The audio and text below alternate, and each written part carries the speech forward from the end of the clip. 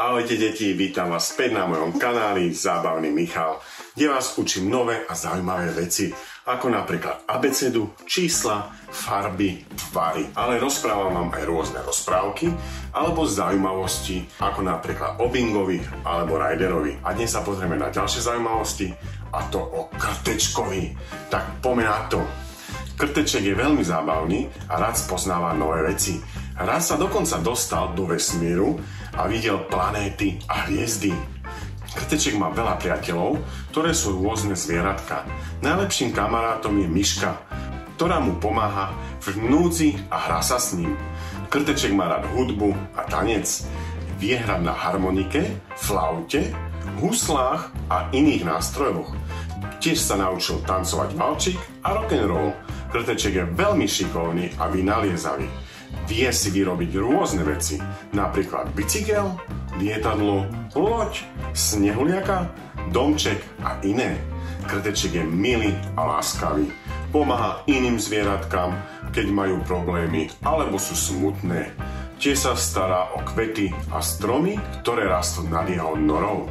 Krteček má rád dobrodružstva a výlety. Cestuje po svete a spoznáva rôzne krajiny, kultúry, zvyky a tradície.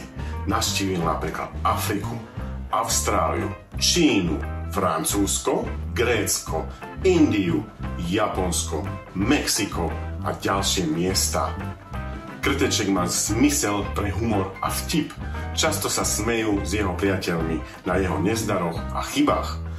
Tiež rád žartuje, ale nikdy nie na úkor iných.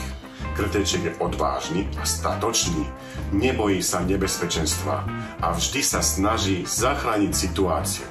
Raz sa dokonca postavil proti zlému drakovi, ktorý uniesol princeznu. Krteček je šťastný a spokojný, teší sa z každého dňa a vždy sa snaží nájsť niečo zábavné a zaujímavé. Má rád svoju noru, ktorá je preňho domovom a hlavne má rád sám seba. Krteček je obľúbený a známy.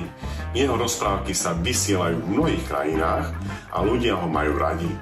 Je to veľká hviezda, ktorá sa dostala aj do vesmíru a na preteky v Formule 1. Toto bolo všetko, čo som sa dozvedel o Krtečkovi. Dúfam, že sa vám tieto zaujímavosti o Krtečkovi páčili. Ak áno, budem rád za odber, like a zdieľanie. Každopádne ma sledujte pre ďalšie videá, na ktoré sa môžete tešiť každý týždeň. Takže sa teším na vás a zatiaľ ahoj.